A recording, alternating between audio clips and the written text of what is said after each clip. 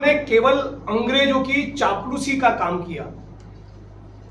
जिन RSS के लोगों ने स्वतंत्रता के आंदोलन में हिस्सा नहीं लिया, न वो गांधी और सरदार के साथ खड़े रहे, न वो पेरियार, फूले और अंबेडकर के साथ खड़े रहे, न सुभाष चंद्र बोस के साथ खड़े रहे, न भगत सिंह, सुखदेव और राजगुरु के साथ खड़े रहे। 50-52 साल तक इन आरएसएस के लोगों ने तिरंगा तक नहीं लहराया और 3 रंगों का तिरंगा मनहूस है, उससे मनोवैज्ञानिक असर खराब होगी, ऐसा आरएसएस के लोगों ने कहा। जनगण मन भी नहीं गाया। इन लोगों ने जब स्वतंत्रता का आंदोलन चल रहा था तब हमारी कौमी एकता का संदेश देने के बजाय, भाईचारा का संदेश देने के बजाय, स्वतंत्रता के आंदोलन के बाद राष्ट्र निर्माण में लगने के बजाय भारत माता की छाती पर छेद करने के लिए बहुत अनाप शनाप बातें ऑर्गेनाइजर ने पब्लिश की, जिन्होंने देश को तोड़ने की बातें लिखी। और दूसरी तरफ नेशनल हेराल्ड, जिसने राष्ट्र निर्माण में किस प्रकार से प्रत्येक भारतवासी को योगदान देना चाहिए, किस प्रकार से जन जन तक संवैधानिक मूल्य पहुंचे, उसका जिम्मा उठाया और इंडिया की फ्रीडम मूवमेंट में बढ़ चढ़कर हिस्सा लिया। जन चेतना का अंग्रेजों के खिलाफ एक जबरदस्त जन चेतना, जन विद्रोह भारत भूमि में निर्माण हो, उसके लिए एक नींव तैयार की, वो था नेशनल हेराल्ड। आज उस नेशनल हेराल्ड के मामले में एक सोची समझी साजिश, षड्यंत्र के तहत सम्माननीय सोनिया जी, राहुल जी और पूरे कांग्रेस परिवार को वो लोग बदनाम करना चाहते हैं। मामला बहुत साफ है। ये जो एजेएल कंपनी, जिसके तहत मीडिया के पब्लिकेशंस चलते थे इंक्लूडिंग नेशनल हेराल्ड, उस एजेएल कंपनी का मकसद मुनाफा कमाना नहीं था, जनमानस तैयार करना था।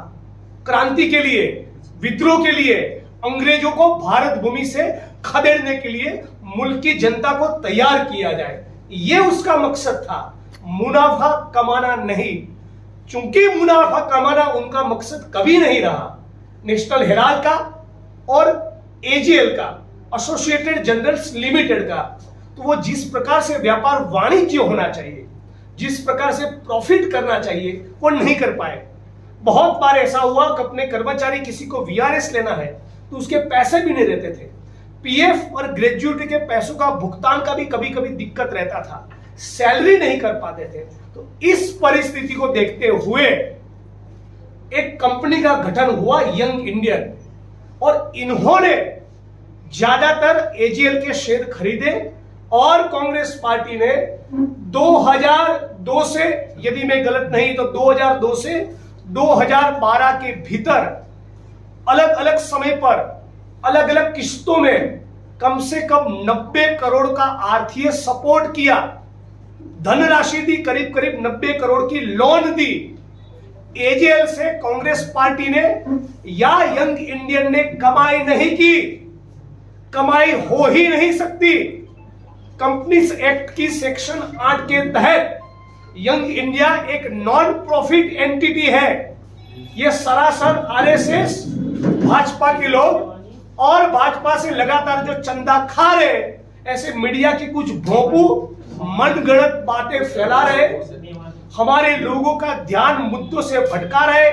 सम्माननीय राहुल जी कांग्रेस पार्टी की छवि को धूमिल करने की कोशिश कर रहे हैं। तो झारखंड की भूमि से इस पत्रकार परिषद में मैं इस बात को स्पष्ट करना चाहता हूं, एजेएल की संपत्ति आज भी केवल और केवल एजेएल की ही है, उसमें यंग इंडिया का कोई हिस्सा नहीं।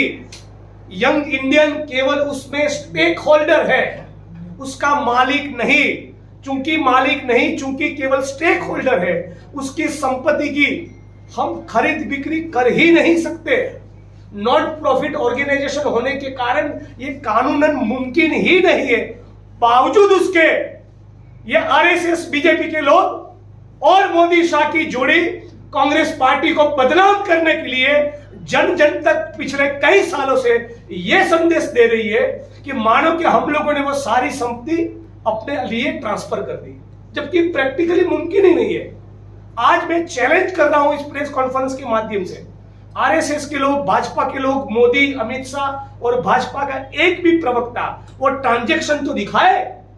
एजीएल की जो प्रॉपर्टी आज भी लखनऊ में, कानपुर में, बंबई में, दिल्ली में, जहां पर भी है, उसका कोई ट्रांजैक्शन हुआ? यदि किसी ने खरीदी की, उसकी बिक्री की, तो कब की, किस तारीख को, किस जगह, क्या वो अमाउंट थी, कितने बजे?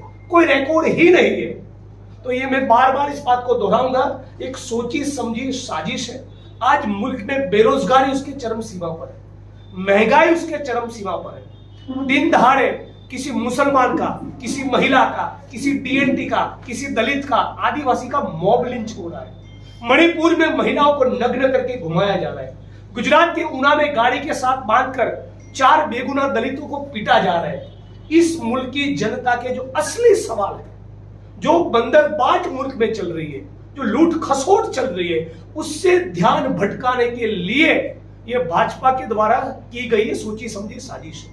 राहुल जी 4000 किलोमीटर इस मुल्क की कौमी एकता के लिए प्यार का, मोहब्बत का पैगाम लेकर, भाईचारे की बात लेकर निकले, तो उनकी छवि जो खिली, उसको कैसे धूमिल किया जाए, इसके अलावा बीजेपी के पास कोई मंत्र नहीं है। और इसीलिए पिछले 12-15 सालों से बार बार नेशनल हेराल्ड किए जा रहे हैं, जबकि इस मामले में कोई तथ्य नहीं, कोई एविडेंस नहीं।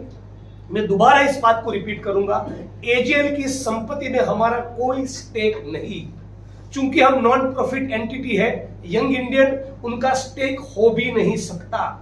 हम लोगों ने तो ये स्वतंत्रता की विरासत है, नेशनल हेराल्ड, एजीएल कंपनी, जिन्होंने जन चेतना निर्माण करने का फ्रीडम मूवमेंट के दौरान काम किया, ये समझते हुए 90 करोड़ की तो सहायता की है, तो फिर भी इस प्रकार का इल्जाम लगाना यह सरासर गलत है।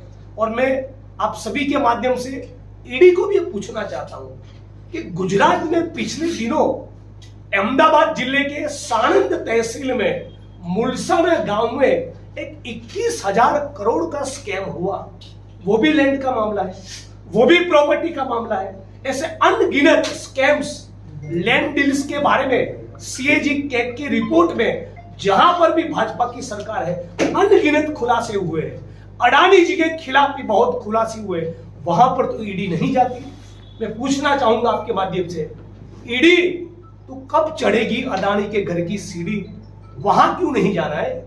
पूंजीपतियों को क्यों नहीं पूछना है? बड़े बड़े कॉर्पोरेट हाउसेस जो भाजपा को गैर कानूनी तरीके से चंदा दे रहे हैं, और भाजपा के लोगों ने तो ऑन रिकॉर्ड है, सुप्रीम कोर्ट के फ्लोर पर इस बात को भाजपा ने माना कि गौ मांस का व्यापार करने वाली कंपनियों से चंदा लिया है। ऐसे बहुत से मामले में सीबीआई, इनकम टैक्स, ईडी जांच कर सकती थी, आज भी जांच कर सकती है, लेकिन उनको सम्माननीय राहुल जी को बदनाम करना है।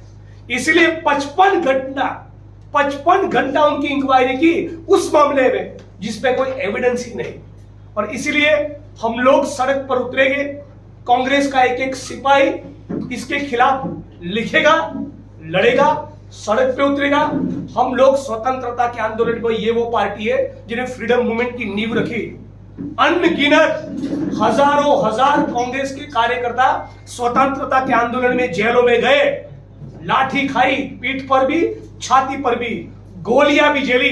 ये वो पार्टी है, कोई भी कांग्रेस का सिपाही डरने वाला नहीं।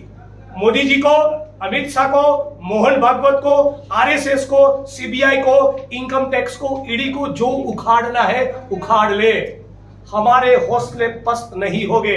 ये फर्जी मामला है, पूरे मुल्क में हम जन जन तक इस बात को पहुंचाएंगे।